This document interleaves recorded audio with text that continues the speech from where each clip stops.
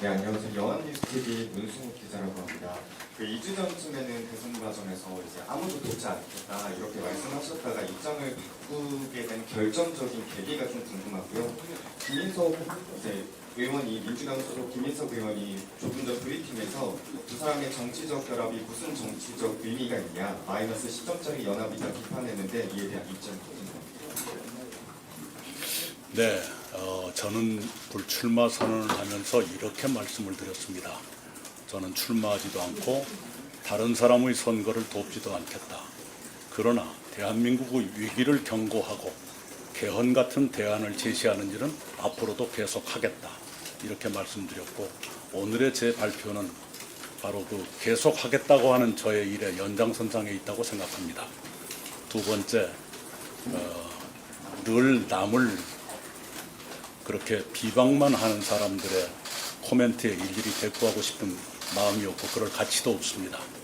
네, 거듭 말씀드리지만 저는 그들보다 민주당을 더 사랑했으면 사랑했지 그렇지 않은 편이 아닙니다. 그럼에도 불구하고 법치주의와 민주주의를 파괴하는 괴물 독재 국가의 길까지 동행해서는 안 된다는 것이 저의 신념입니다. 사람들은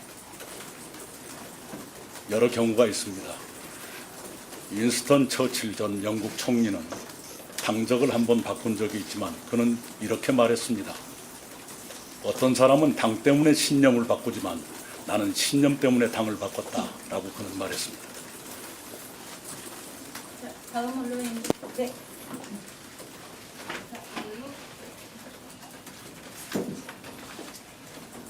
네, 채널의 최재형 기자인데요.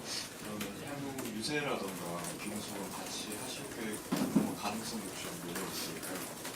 예, 그 각자의 방식으로라고 제가 말씀을 드렸는데요.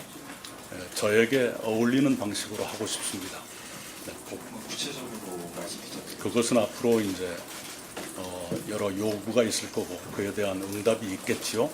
네, 그런데 꼭 그래야만 된다고 생각하지는 않고요. 저에게 어울리는 방식으로 해갈 겁니다. 다음 언론인 네.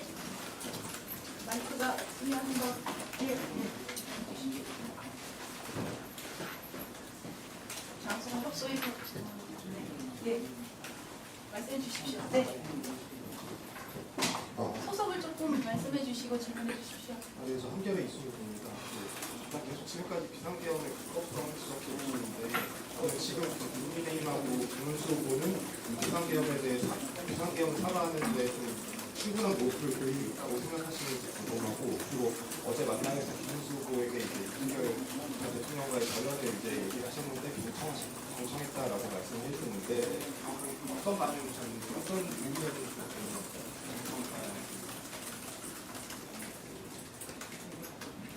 예, 그 비상계엄을 결의한 국무회의에 김문수 후보는 그 연락을 받지 못했고 참석도 못했다고 저는 알고 있습니다. 그리고 그 뒤로 일관되게 반대해왔다 라는 말을 저는 들은 바 있습니다. 그리고 두 번째가 뭐였죠? 윤석열 전 대통령. 예, 결별하는 것이 당연한 도리 아니겠습니까? 네, 예전부터 저는 그런 말씀을 드렸고요. 그리고 그것은 무슨 협상을 위한 조건으로 말하는 것이 아니라 그게 국민의 눈높이에 맞는 것 아니겠어요? 네, 그래서 거론했습니다. 네. 저기 바로 옆에 있는 저기 윤성범 사장님. 먼저 네.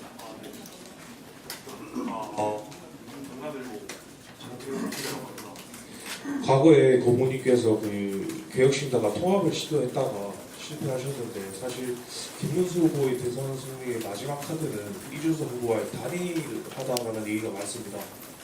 근데 과거 이준석 후보와 통합을 실패한 고모님께서 합류하신다면 단일화는 완전히 물 건너간 거 아닌지 궁금합니다. 네, 그것은 제가 알 바가 아니고요. 네, 각자의 판단이 있겠지요. 네. 네. 다음. 네, 고모님 저 MBN 표선우입니다. 이번 연대가 부모님 개인이 아니라 새미래민주당 전체와의 연대인지가 궁금하고요. 그리고 이게 선거 결과와 상관없이 향후에도 계속 유지가 되는 건지 궁금합니다. 선거가 끝나더라도.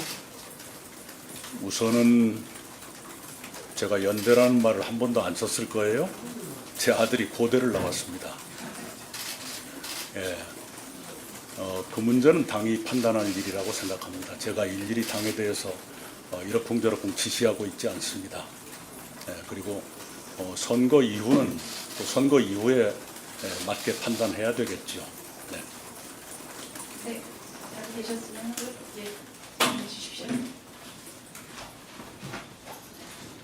이데일리 김현혜입니다. 그 개헌 관련 입장 중요하다고 말씀하셨는데 지금 국민의힘 선대위에서 윤상현 의원 등 이제 탄핵에 반대했던 분들을 앞세우고 있는데 그럼에도 불구하고 개헌과 선을 긋고 있다고 보시는지 궁금하고요. 두 번째는 이후에 국민의힘에 합류하실 계획도 있으신지도 궁금합니다. 공동이라는 것은 따로라는 것을 전제로 하지 않나요? 공동이 아니고 합류하면 그건 단일 정부지요. 그렇지 않습니까? 네.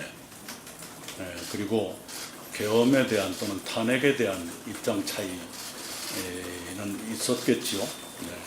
그러나 그것이 대선을 지나가면서 자연스럽게 해결될 수 있다고 저는 보고 있고요.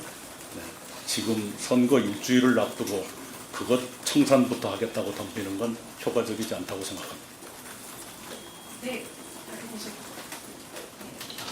네, 연합뉴스 김학신 기자입니다. 좀 전에 김문수 후보 지지에 대해서 부모님 개인의 판단으로 하신 거고 당은 당에서 판단할 일이라고 하셨는데요. 이게 부모님 생각하시기에 앞으로 당대당 합당도 가능하다고 보시는지 입장 부탁드립니다. 그건 동지들이 판단할 일이지만요. 그렇게 가지는 않을 거라고 예상을 합니다. 네, 거듭 말씀드리지만 공동이라는 것은 둘이라는 걸 전제로 하는 거니까요. 그렇죠? 네, 잘 되셨습니다. 또 다른 질문 있으시면 거수해 주시기 바랍니다. 네. 네, 뉴스원 김재현 기자입니다. 그 개헌 추진을 위해서 설치되는 정부부처에서 국민의힘이나 새미래민주당 정당 인사들이 장관들로 임명하겠다는 내용이 회박사에 포함되어 있을 것 같은데요. 납속받은 장관직 임명과 관련한 공개 가능한데요. 그런 얘기는 전혀 듣지 못했고요.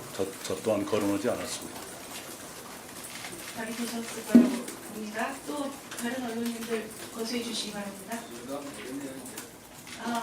그러면 다 답이 된 것 같고요. 오늘 우리 총리님 마지막 말씀, 마무리 말씀을 듣고 정리하도록 하겠습니다. 예, 이미 제가 회견문을 통해서 말씀드린 바와 같이 저는 더불어민주당이 범죄 혐의 없는 다른 후보를 내기를 기대했고 그러면 협력하겠다는 얘기를 여러 번 했습니다. 만약 그랬더라면 지금 같은 괴물 독재 국가의 출현을 걱정해야 되는 사태는 오지 않았을 것입니다. 그 점에 대해서 몹시 안타깝게 생각하고요. 민주당이 저에 대해서 섭섭하게 생각하기 이전에 지나온 일 왜 그렇게밖에 할 수 없었던가 그걸 먼저 되돌아보는 것이 민주당다운 일이라고 생각합니다. 그런데 그런 기류마저 멸종했다는 것이 지금 민주당의 절망적인 현실입니다. 그리고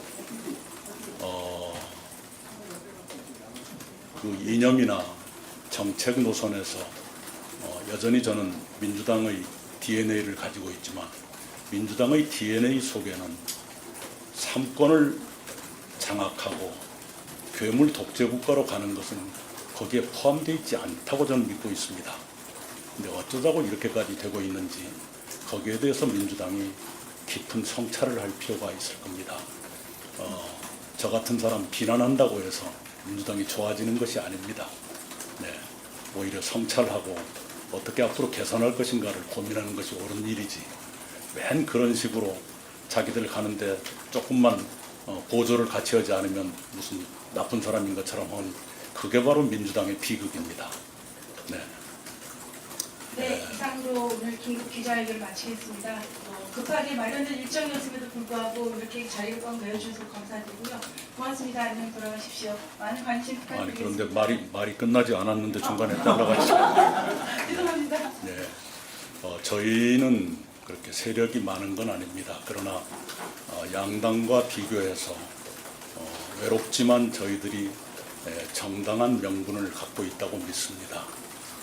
그래서 저희들은 민주주의 파괴를 막기 위한 마지막 균형자의 역할을 이번에 하고 있다 이렇게 생각을 합니다. 역사는 저희들의 외로운 노력, 저희들의 고투를 평가해 줄 날이 올 것이라고 생각합니다. 네, 진짜로 마치겠습니다. 네, 고맙습니다. 고맙습니다. 감사합니다. 네, 감사합니다. 네, 감사합니다.